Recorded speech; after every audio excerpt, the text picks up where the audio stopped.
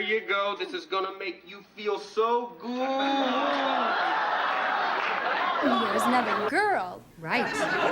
Still. Oh, still what? Well, he does live here. Yeah, well, so do we. And he does pay a third That of if I took a puppy, he'd have to cancel the debt. Ah, you've got a soft spot, too, right here. What do you mean? We can't keep it. Why Hello, not? my dear friends.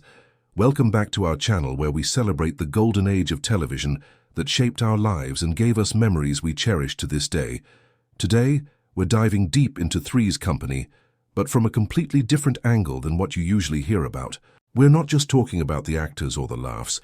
We're exploring how this groundbreaking sitcom changed American television forever, pushed boundaries that seemed impossible to cross, and created moments that are still talked about decades later.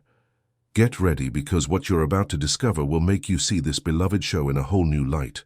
Before we go any further, make sure you hit that subscribe button and turn on notifications so you never miss our trips down memory lane exploring the shows that defined our generation. Now let's get started. Let's talk about something that doesn't get enough attention. Three's Company wasn't just a funny show, it was a cultural revolution disguised as a silly sitcom. When it premiered in March 1977, America was still very much a conservative country, struggling with rapid social changes. The Vietnam War had just ended, Watergate had shaken people's trust in government, and the sexual revolution of the 60s was clashing hard with traditional values. Into this powder keg of cultural tension came a show about unmarried people of opposite sexes living together, and it absolutely exploded. The show didn't just reflect the changing times, it actually helped change them by normalizing living situations that millions of young Americans were already experiencing, but that television had been too afraid to show.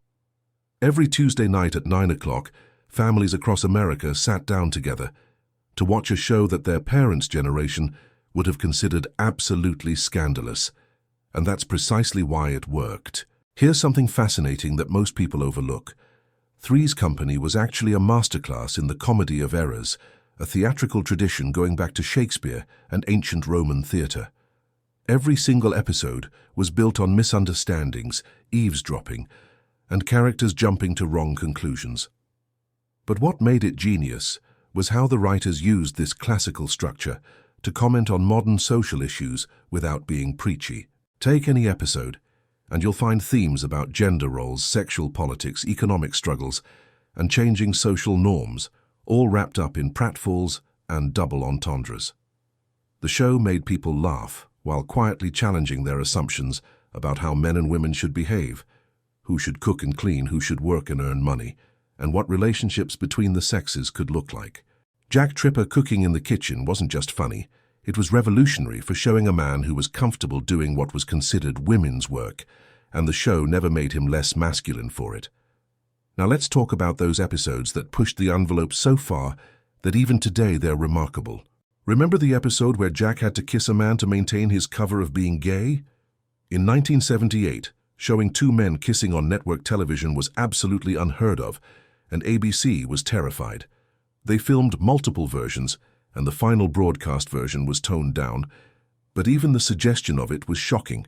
Or how about the episodes dealing with pregnancy scares, implied premarital sex, and living together without being married? Each week the show tap-danced right up to the line of what censors would allow, and sometimes they crossed it. There were episodes that had to be re-edited, jokes that had to be changed, and storylines that the network fought against. But the producers kept pushing, kept testing boundaries, and slowly but surely they moved that line further and further, opening doors for every sitcom that came after. The physical comedy in Three's Company deserves its own discussion because it brought back a style of humor that television had mostly abandoned. In the age of clever wordplay and sophisticated wit, here came John Ritter doing full-body pratfalls, tripping over furniture, hiding in closets, and using his entire body as a comic instrument. This wasn't just funny, it was a callback to the great physical comedians of early Hollywood, to Charlie Chaplin and Buster Keaton, and it reminded audiences that comedy doesn't always need words to work. Watch any episode and count how many times Jack falls, stumbles, does a double take, or contorts his face into impossible expressions. Ritter would rehearse these physical gags for hours, sometimes getting bruised and battered in the process, because he understood that physical comedy done right is an art form. He studied timing down to the split second, knew exactly how to position his body for maximum comic effect, and could make a simple stumble into a sofa into a moment of pure comic gold. Let's discuss something else that made Three's Company special.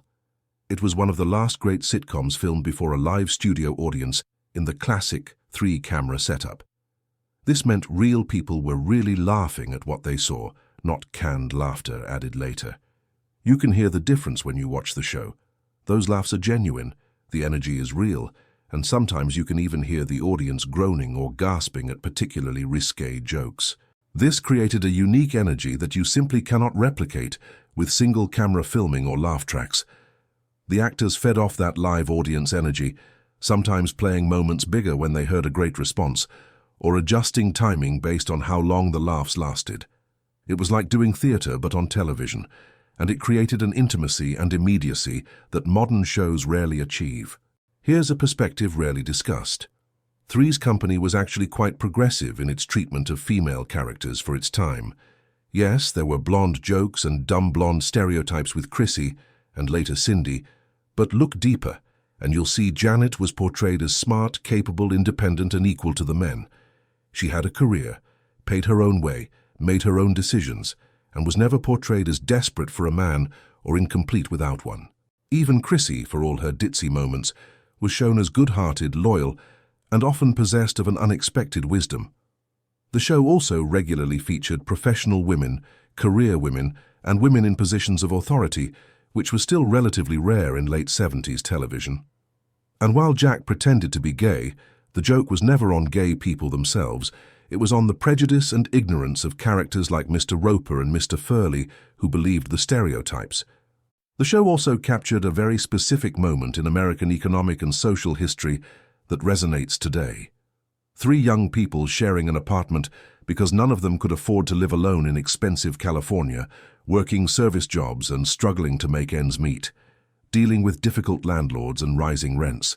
These weren't just plot devices, they were reflecting the real economic pressures facing young Americans in the late 70s. Inflation was high, wages weren't keeping up, and the post-war economic boom that had made their parents' generation comfortable was clearly over for young people starting out. The show normalized apartment sharing as an economic necessity, not a moral failing, and showed young people building chosen families with roommates when they couldn't afford traditional family structures. Think about the guest stars who appeared on Three's Company, and you're looking at a who's who of Hollywood talent. Many of them appeared before they were famous, using the show as a stepping stone to bigger things. The show was such a hit that appearing on it was considered a mark of having made it in Hollywood. And the recurring characters, from Larry the swinging playboy next door to Lana, the sexually aggressive neighbor, each represented different aspects of 70s culture and changing sexual mores. Larry would be considered problematic today with his constant pursuit of women, but he represented a certain type of 70s masculinity that the show both celebrated and gently mocked. One more thing that made Three's Company culturally significant: it proved that Americans were ready for more sophisticated, adult-oriented comedy in prime time. Before Three's Company, most sitcoms were either family-focused like The Brady Bunch or workplace comedies like The Mary Tyler Moore Show.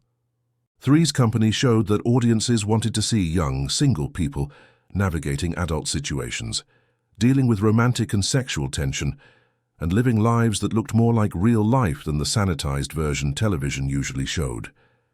It opened the floodgates for shows like Taxi, WKRP in Cincinnati, and eventually Cheers and Seinfeld, all shows about adults living adult lives with adult problems and adult humor.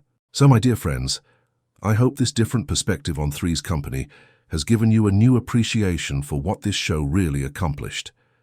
It wasn't just entertainment, it was a cultural force that helped change American television and American attitudes about how people live, love, and laugh together. And if you enjoyed this deep dive, please give us a thumbs up, share this video with friends who remember watching Three's Company, and most importantly, subscribe to our channel and hit that notification bell so you don't miss our next exploration of classic television. Leave a comment telling us what you think about this perspective on the show and what other classic series you'd like us to analyze. Until next time, keep those wonderful memories alive.